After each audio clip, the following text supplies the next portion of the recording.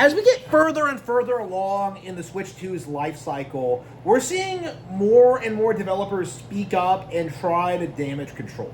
Okay, a lot of them are trying to delay their games. A lot of them are trying to release statements about how hard it is to develop for Nintendo consoles. They're trying to get the audience to move away from Nintendo and onto other platforms. Okay, so they don't have to put in money, they don't have to put in the work, they can just put in the unfinished mess on PlayStation, Xbox, or PC and just have people gobble it up, okay? Like, that's what they want. That's, like, the industry trend. And recently, No Man's Sky released an update saying that because the Nintendo Switch exists, that No Man's Sky is becoming increasingly difficult to update.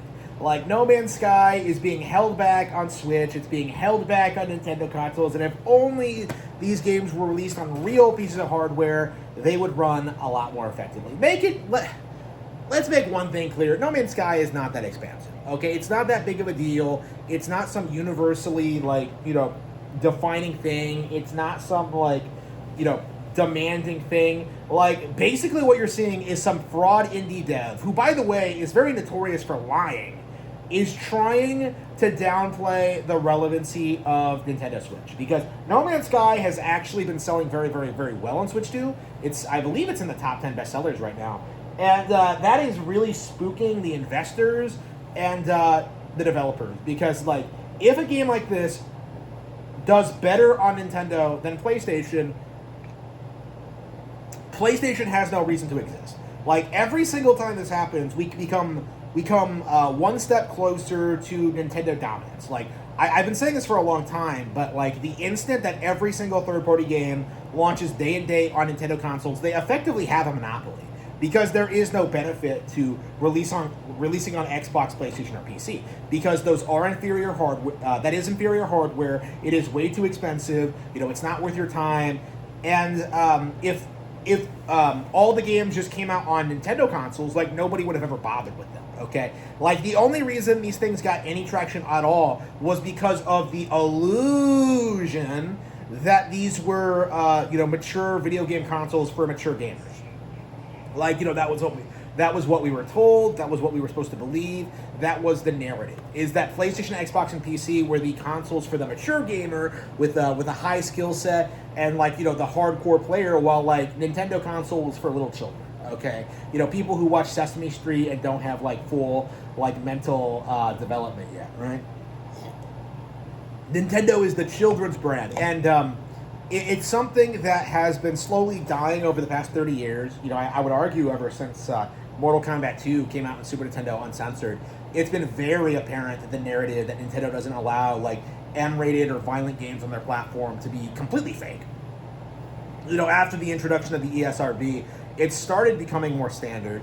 It started to become, like, more well known to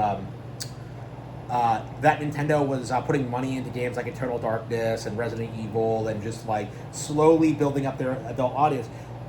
This is it's interesting to see just how desperate the third-party devs are to maintain this narrative, because without it, there's just nothing really keeping, like, their primary benefactor afloat. Because if Sony and Xbox leave the industry, suddenly they lose, like, a massive support network of companies that will, like, support them and will, like, shill for them and will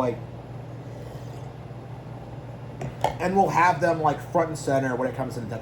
Like, no third-party game ever is going to be able to compete with Nintendo on their own hardware. Like, that's just the reality of it. Grand Theft Auto 6 is going to get outsold by Pokemon, okay? That's just the reality of it. The very best, highest selling titles ever are going to get mogged by Mario, Zelda, Pokemon, Fire Emblem, Splatoon. The list goes on, okay? Like, what we're seeing is just a slow, gradual decline in the narrative. Like, what we're seeing is just developers panicking about games like No Man's Sky doing very, very well on Switch, games like Yakuza doing very, very well on Switch, games like Fallout 4 doing very, very well on Switch, because it implicates, like, where the industry is heading.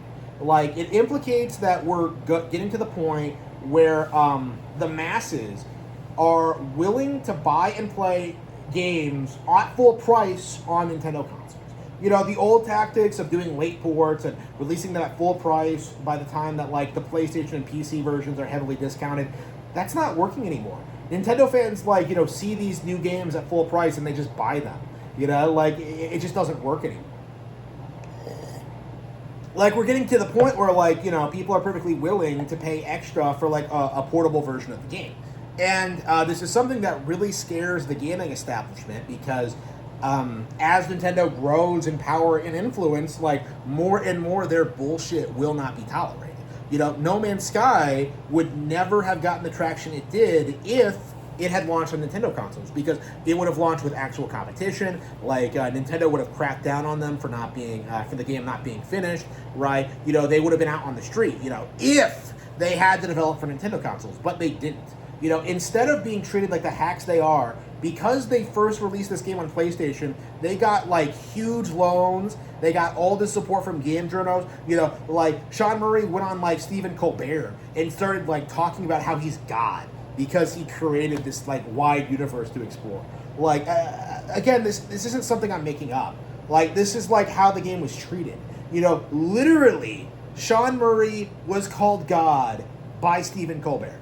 Okay, Stephen Colbert was just so obsessed with shilling this game that he legit called Sean Murray a creator deity. Okay. Not even the Greek pantheon guys, a straight up Abrahamic, just creating the entire universe, just Christian God.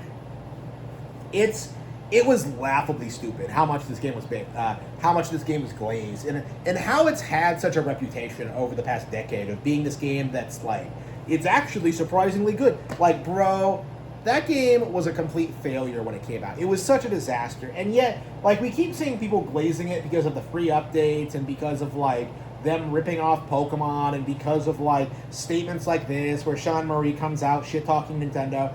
It needs to stop, okay? No Man's Sky was never good. It never will be good. I will never play it. I don't care for it. Nobody cares about it. There will never be some redemption arc. This game is dead, okay? I do think that does need to be spelled out for everybody who tries to pretend this thing is some all-time great game. You need to grow up, okay? You need to play something else. You need to play some Xenoblade Chronicles X. You need to play some Starbox Zero. You need to play something other than your generic space crafting sim. No Man's Sky is complete garbage and pales in comparison to, I think, even mediocre games the Nintendo Switch version of Starlink, okay? No Man's Sky doesn't have Star Fox, and because of that simple fact, it will never be as good.